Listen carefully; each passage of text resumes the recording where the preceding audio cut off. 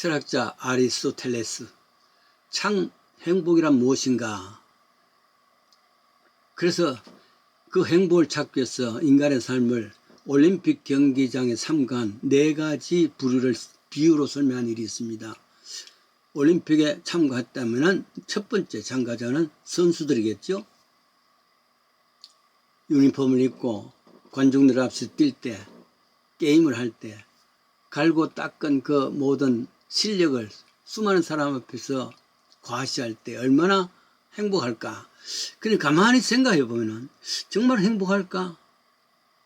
그렇지 않은 것 같습니다. 왜냐하면 고생하면서 여기까지 왔습니다.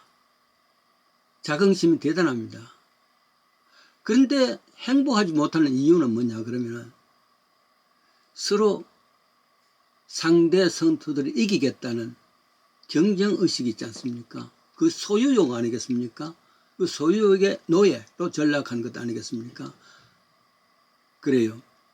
마음 졸이면서 이 시간까지 왔는데 그리고 상대방을 어떻게든 이겨야 되니까 이런 마음이 행복한 마음이 될까?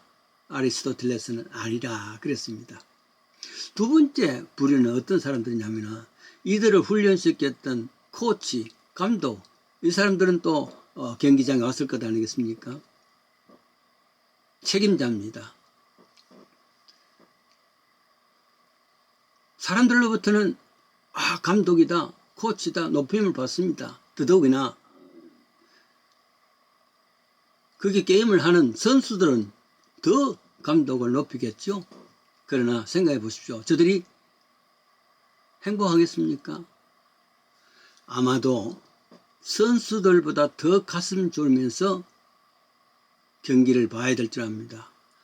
기쁨도 있겠지만 생각도 못한 선수가 잘할 때 물론 기쁨이 되겠죠. 그러나 그렇지 못할 때 혹은 아니면 졌을 때 어떻게 하겠습니까? 이제 끝나면은 감독, 코치 계속 할 수 있을런지 아니면 책임을 지고 사표를 내야 되는지 이런 내 마음이 경기 내내 있을 것 아니겠어요? 그게 어떻게 기쁨이 있겠습니까? 행복이 있겠습니까? 감독도 불행하다 그럽니다. 세 번째, 경기장에 불에 있는 사람들도 있습니다. 장사꾼들입니다. 수많은 사람들이 모였으니까 이런저런 장사할 수 있는 대상이 될 수 있지 않습니까? 그런데 이 장사꾼들은 게임에는 관심이 없습니다. 모든 목표는 이 구경꾼들로부터 어떻게 돈을 가져올 수 있는가 이런 자기 이익을 위해서만 매달려 있는 겁니다. 그렇게 해서는 행복이 할 수가 없죠. 그런데 네 번째가 있습니다. 구경꾼들. 수많은 사람들이 사심없이 자기가 즐기는 그 게임을 박수를 치면서 즐기고 있습니다. 가장 행복한 사람이라 생각할 수 있는데 가만히 생각해 보면은 사실 이런 사람도 그렇게 행복할 수가 없습니다. 왜냐하면 어딘지 모르게 자기가 원하는 팀이 있습니다. 자기가 원하는 좀 열심으로 훈련하는 그런 그 팀이 있단 말이죠. 완전히 객관화하면서 그 게임을 즐길 수가 있을까? 그것만이 아닐 줄 압니다. 사람들의 마음은 여기저기 갈라질 수 있습니다. 어느 날 TV를 통해서 뉴욕과 발티모어 간의 베이스볼, 야구를 볼 수 있었습니다. 나는 이 양 팀과는 아무 관계없는 순수한 구경꾼으로서 게임을 즐기고 있는데 그건 행복한 사람이죠. 그런데 게임이 흘러갈수록 발티모어 팀을 은근히 이기기를 바라고 있단 말이죠. 왜일까? 생각해 보니 우리 첫째 아이가 3년 동안 발티모어에서 모교회 전도사로 목회했단 말이죠. 기억하면서 그 발티모어가 같은가 싶으면 이겼으면 좋겠다서 점점 연고도 없음에도 불구하고 응원해오고 있단 말이죠. 어떤 의미에서 완전히 객관적인 관중은 있을 수가 없다. 자기가 즐기는 한 팀이 있으니까 그 팀이 지면은 속상하고 이기면 또 야단스럽고 이런 마음, 그 마음에 진짜 행복이 있을까? 그렇습니다. 아무래도 어렵단 말이죠.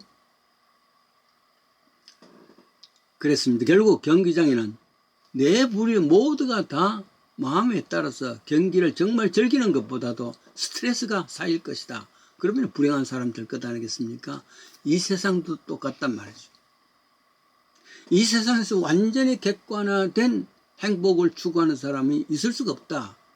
모두가 다 자기 이익에 따라서 마음이 생각이 달라질 수가 있고 스트레스 쌓인다. 그 말입니다. 행복은 가난 속에서도 진주알처럼 빛날 수가 있고 부귀 영화 속에도 불행은 탕류처럼 흐를 수 있다. 이 말이 그 말입니다. 결국 마음먹기에 따라서 행복은 내 것일 수도 있고 아닐 수도 있단 말이죠. 그건 그러한 의미에서 신약 성경에 사도 바울이 말한 디모데에게 보낸 편지에 이런 이야기였습니다. 디모데전서 6장 6절에 지족하는 마음이라 우리가 먹을 것과 입을 것이 있은즉 족한 줄로 알아. 그러니까 많이 가져도 모자라지 않냐고, 적게 가져도 많지 않고, 그러니까 항상 지족하는 마음, 마음에 satisfy, 많으면 감사하지 하는 이런 마음이죠. 그렇습니다. 많이 가졌으니 나도 얼마 높이 올려졌으니 그게 아니란 말이죠. 내 마음이 어떠한지가 더 중요하라 그 말입니다. 가령 내 마음에 정욕과 사욕과 탐심으로 가득 차 있다면 여러분 이 세상에 어떤 상황이 되었다 할지라도 세상을 객관화할 수 있는 행복이 있을 수가 없습니다. 즐거울 수가 없단 말이죠. 그래서 성경에서는 사도 바울은 디모데에게 지족하는 마음 가져라. 많은 것도 모자란 것도 아니 마음먹기에 따라서 행복하면 된다. 그게 지족하는 마음이라 그랬습니다. 참 행복은 무엇인가? 어떤 상황에도 지족하는 마음입니다. 하긴 이 지족하는 마음 쉽게 임하겠습니까? 그래서 신앙이란 것은 훈련입니다. 끊임없는 내 마음의 훈련이죠. 끊임없이 내 마음의 훈련을 받는다는 것은 사실은 이것은 성경적이 아니라 불교적인 훈련입니다. 이런 마음도 하나님께서 우리에게 주셔야 됩니다. 그런 의미에서 내가 무슨 상황이 있다 할지라도 지족하는 마음을 우리 하나님께서 나에게 주셔야 된단 말이죠. 그걸 위해서 기도하는 것이죠. 그걸 위해서 하나님을 간구하는 것이죠. 상황이 많이 바뀝니다. 또 앞으로 어떻게 바뀔지도 모릅니다. 그럼에도 불구하고 우리가 할 수 있는 것은 어떤 상황이라 할지라도 부족해도 모자라지 아니하고 많아도 남지 아니하는 지족하는 마음, 이런 마음, 크리스찬들이 가져야 될 마음입니다. 상황이 자주 바뀔 수도 있고 어떤 사건이 일어날지 모릅니다. 그래도 바울이 말한 대로 항상 기뻐라. 지족하는 마음 가질 수 있으면 이 같은 기쁨도 있을 줄 압니다. 지족하는 마음, 그래야 어떤 상황이라도 감사하는 마음 가지십시다.